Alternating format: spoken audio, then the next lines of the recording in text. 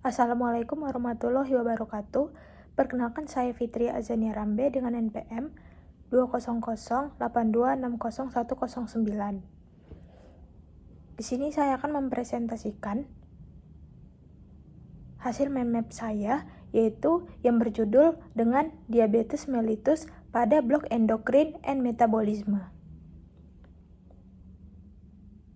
Nah, jadi yang pertama di definisi, di mana di definisi itu adalah DM tipe 2 itu, di mana dia itu adalah penyakit yang disebabkan karena resistensi insulin pada sel otot dan hati, yang disertakan adanya kegagalan sel beta pankreas, di mana diabetes mellitus ini itu dapat bervariasi seperti mulai dari resistensi insulin disertai defisiensi insulin, sampai terjadinya defek sekresi insulin disertai resistensi insulin. Nah, kemudian untuk pada etiologinya, dia itu usia resistensi insulin akan meningkat pada saat usia lebih dari 65 tahun. Lalu obesitas, yang dimana obesitas itu yang dikatakan organ yang obesitas memiliki peluang terkenanya diabetes mellitus 2,9 kali dibandingkan dengan organ yang tidak obesitas. Riwayat keluarga, di mana riwayat keluarga itu dia tidak dapat dimodifikasi. Anak kandung penderita diabetes berisiko terkena diabetes sebanyak 10 kali lebih tinggi dibandingkan orang yang tidak memiliki riwayat diabetes dalam keluarga. Nah, kemudian untuk di tanda dan gejala di mana itu disebabkan adanya 4P, yaitu poliuria. Yang pertama, tubuh akan menarik air sebanyak mungkin ke dalam urin agar urin yang keluar tak terlalu pekat. Hal ini membuat banyak volume urin yang keluar dan frekuensi berkemih yang bertambah. Lalu polidipsia, yang dimana polidipsia itu tubuh akan kekurangan air atau dehidrasi bila banyak urin yang keluar. Hal itu membuat munculnya rasa haus sehingga penderita ingin selalu minum. Lalu ada polifagia, di mana polifagia itu seperti saat lemas tubuh akan meningkat asupan makanan karena adanya rasa lapar yang muncul sehingga adanya perasaan selalu ingin makan.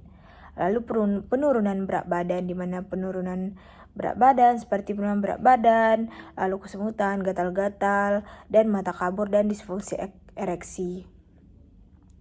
Yang dimana untuk pemeriksaan penunjang itu ada KGD sewaktu plasma vena lebih dari 200 dengan nilai normal kurang dari 100, yaitu KGD puasa itu lebih dari 140, kemudian urinalisa, pemeriksaan didapatkan adanya glukosa dalam urin, pemeriksaan dilakukan dengan cara benedik atau reduksi. Lalu untuk tata laksana farmako itu seperti pola makan sehat, mengikuti pedoman 3J, yaitu jumlah kalori yang diberikan harus habis, jangan dikurang atau ditambah. Jadwal diet harus sesuai dengan intervalnya dan jenis makanan yang manis harus dihindari.